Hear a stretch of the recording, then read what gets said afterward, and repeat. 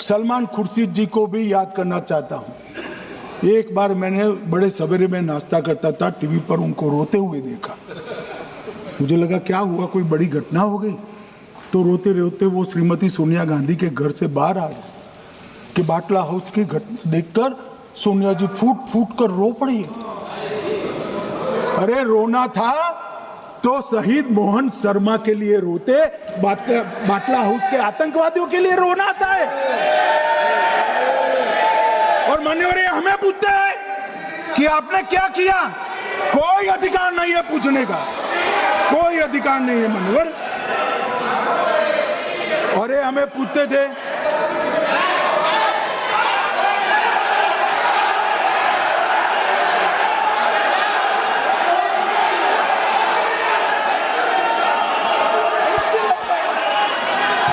मान्यवर अभी 25% बाकी।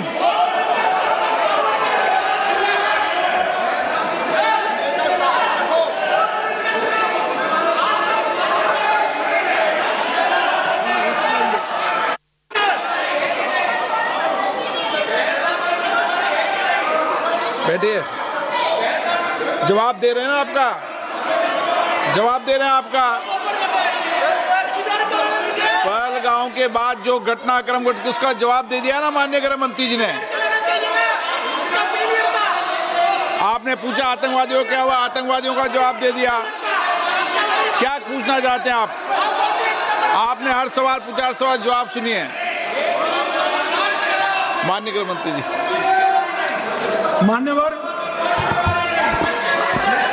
मान्यवर इन लोगों को कल ऐसा था कि ये जो बेसरन के गुनहगार है वो पाकिस्तान भाग गए, तो बड़े आवाज से पूछते थे भाग गए भाग गए भाग गए, गृह मंत्री क्या करता है, जिम्मेदारी ले।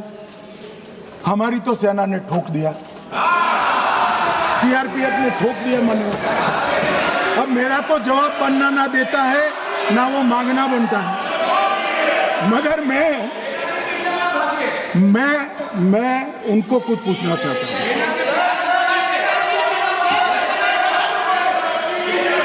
मान्यवर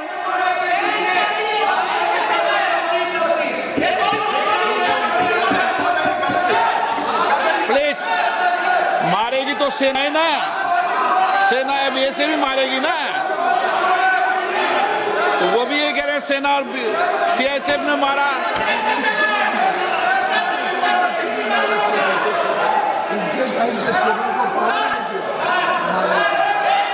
मान्यवर ये कहते हैं, साहब इसको बिठाओ जरा।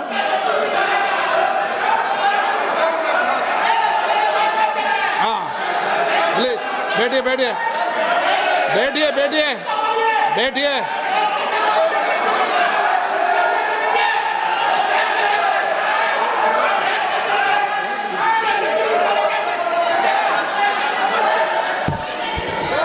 सबको मान्यवर ये लोग मुद्दा उठाना चाहते हैं तो जरूर उठाए। मैं आज सुबह ही सलमान खुर्शीद जी का वो इंटरव्यू मेरे मोबाइल में रिजर्व कर आया हूं। आप जब भी कहोगे ये पूरे टीवी पर बताने के लिए मैं तैयार, सेव कर आया हूं। इनकी इच्छा है तो कल एक समय तय करिए, यहां बता दीजिए चारों टीवी में, और देश की जनता भी देख ले।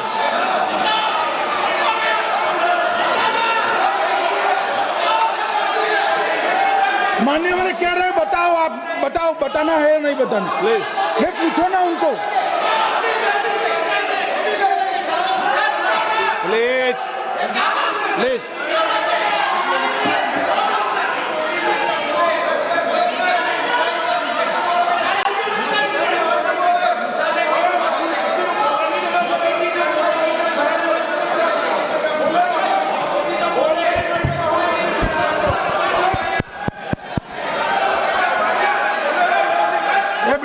बैठ जाओ। मान्यवर ये पूछ रहे थे कि क्यों भाग गए। अब मेरा समय काफी जाएगा, मैं जरा संक्षिप्त में कहता हूं, घटनाओं पर नहीं जाऊं। दाऊद इब्राहिम कास्कर 1986 में भागा, श्री राजीव गांधी की सरकार। सैयद सलाउद्दीन 93 में भागा, कांग्रेस की सरकार।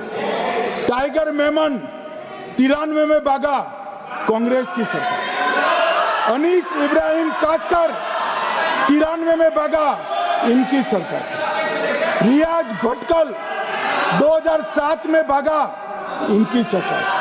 इकबाल भटकर 2010 में भागा, इनकी सरकार। मिर्जा सादाब बेग 2009 में भागा, इनकी सरकार।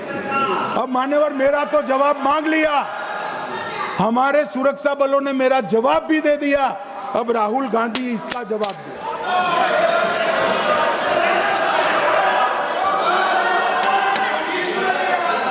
मान्यवर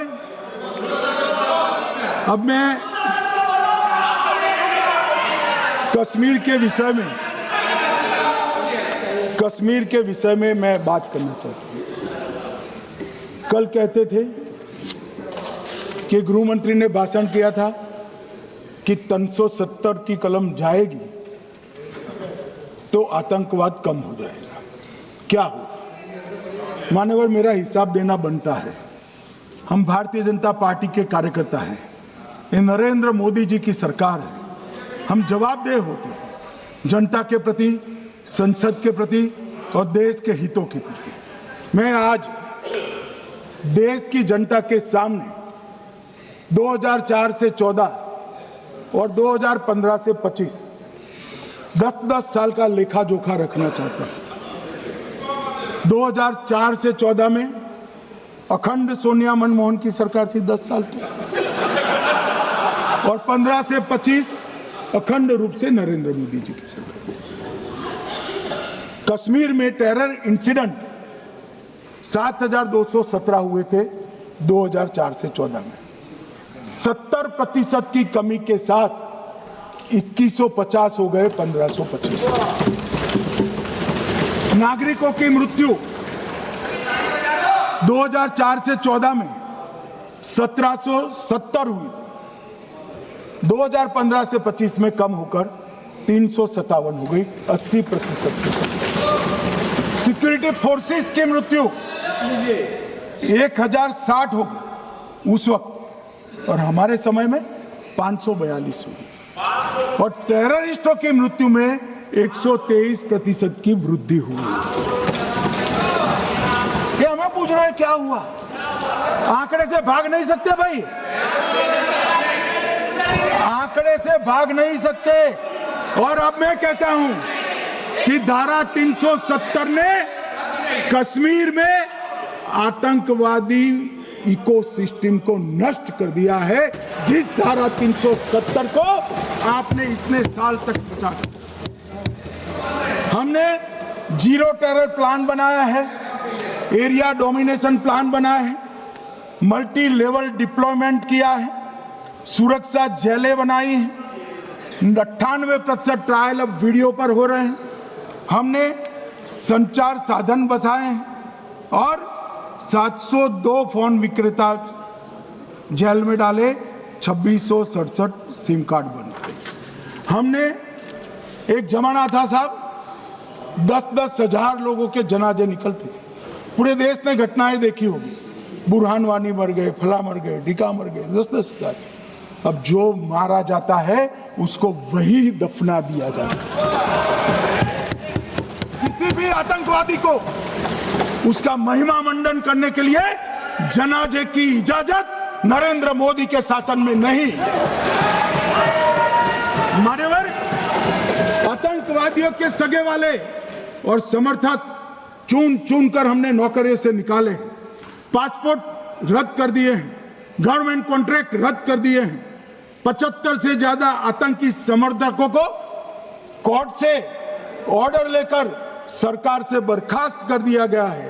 बार काउंसिल उनके समर्थकों से भरी थी, सस्पेंड कर नया लोकप्रिय चुनाव हमने कराया है। मान्यवर, कई संगठन बैन करे, मैं बाद में बताता हूं।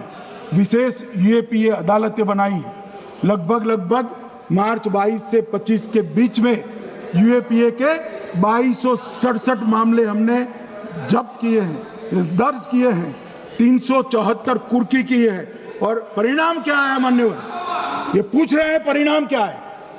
शुतुरमुख वृत्ति से अगर मिट्टी में सर रखकर बैठोगे तो कुछ नहीं, सूर्य भी नहीं दिखेगा। मान्यवर परिणाम आया है। पहले ऑर्गेनाइज टॉन्ट पेल्टिंग साल की 2654 होती थी एवरेज इनकेस में। कितनी मान्यवर? 2654 पथराव होते हैं। 2024 में 0 हो गए। मान्यवर ऑर्गेनाइज हड़ताल पाकिस्तान से ऐलान करते थे, घाटी बंद रहती थी। पाकिस्तान की भी हिम्मत नहीं है, घाटी में भी हिम्मत नहीं है। इनके समय में साल में 132 दिन घाटी बंद रहती थी। अब ऑर्गेनाइज हड़ताल 3 साल से 0 है। मानव टॉन्ट पेल्टिंग में नागरिकों की मृत्यु हर साल 112 होती थी। 3 साल से नागरिकों की मृत्यु 0 है। मान्यवर जख्मी होते थे 6235 लोग टॉन्ट पेल्टिंग में, आज 0। मान्यवर आज मैं बताता हूं, एक समय में हुर्रियत के नेताओं को यहां वीआईपी ट्रीटमेंट मिलती थी। हुर्रियत के साथ चर्चा करते थे और ये हुर्रियत वाले आते थे, रेड कारपेट पूरा रोड खाली कर सीधा आता था और मनमोहन सरकार के दूत इनके साथ चर्चा करते थे। सारे हुर्रियत के कंपोनेंट हमने बैन कर दिए हैं, सारे जेल की सलाखों के पीछे। हम कोई हुर्रियत से बात करना नहीं चाहते। मैं सदन में नरेंद्र मोदी जी की नीति दोहराना चाहता हूं। हुर्रियत टेररिस्ट संगठनों के आउटफिट है, हम इनसे बात नहीं करेंगे। हम अगर किसी से बात करेंगे तो घाटी के युवाओं के साथ बात करेंगे, हुर्रियत के साथ बात। मान्यवर चुनाव के दौरान डर का माहौल होता था। अब 98.3% मतदान हुआ पंचायत चुनाव। कांग्रेस की बंद बहिष्कार का समय बंद हो गया। सेपरेटिस्ट बात करना चाहते थे, अब वो नहीं कर सकते। और मान्यवर 2019 के बाद हमने कितने संगठन बैन करे, मैं बोलना चाहता हूं, थोड़ा समय चाहिएगा मान्यवर। The TRF, people's anti fascist front, Tehreek ul Mujahideen, Jamaat ul Mujahideen Bangladesh Hindustan, Jammu Kashmir Ghaznavi force, Khalistan tiger force, Hizb ut Tahrir, जमाते इस्लामी, जो जमाते इस्लामी ने पूरे पाकिस्तान के अंदर एक प्रकार से अलगाववाद का जहर घोला, वो जमाते इस्लामी आज बंद कर दिया गया। Jammu Kashmir liberation front, Jammu Kashmir democratic freedom party, Muslim league Jammu Kashmir, Tehreek Hurriyat, Muslim conference सुमजी गुट, Jammu Kashmir national front, Jammu Kashmir peoples freedom league, Jammu Kashmir peoples league, Jammu Kashmir Ittehadul Musalman Awami action committee, Sikh for justice और पॉपुलर फ्रंट ऑफ इंडिया को भी हमने बैन किया। और ये शांति ऐसे नहीं हुई है। और ये कहते हैं कि एक भी घुसपैठ नहीं होती है। कभी गए हो आप पाकिस्तान? तो कई बार गए हो गए आप सीमा पर गए हो? पाकिस्तान तो कई बार गए हो, फिर से बोलता हूं, सीमा पर गए हो, सीमा के माध्यम से पाकिस्तान गए हो।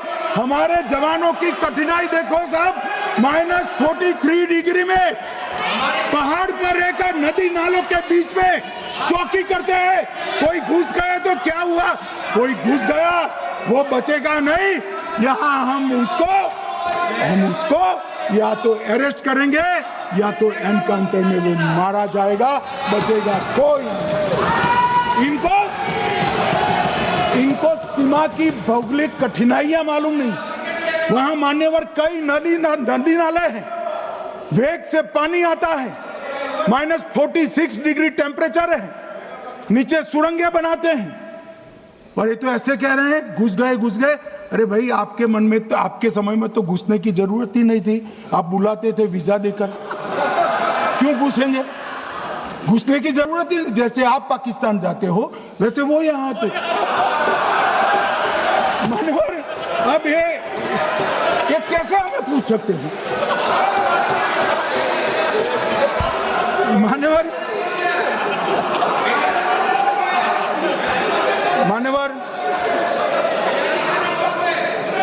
मैं समझ रहा हूं मान्यवर, मैं समझ रहा हूं पोटा का विरोध करने वाले को नरेंद्र मोदी की आतंकवादी विरोधी नीति नहीं पसंद आई।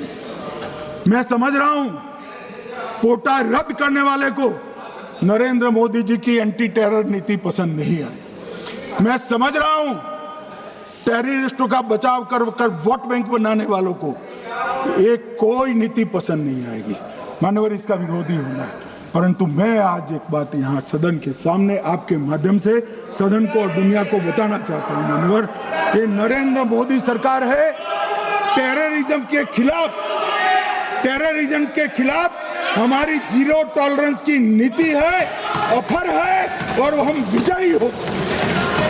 और मान्यवर, मैं फिर से अंत में ऑपरेशन महादेव में जुड़े हुए सेना, सीआरपीएफ और जम्मू कश्मीर पुलिस के सभी जवानों को दो हाथ जोड़कर प्रणाम कर बहुत बहुत धन्यवाद।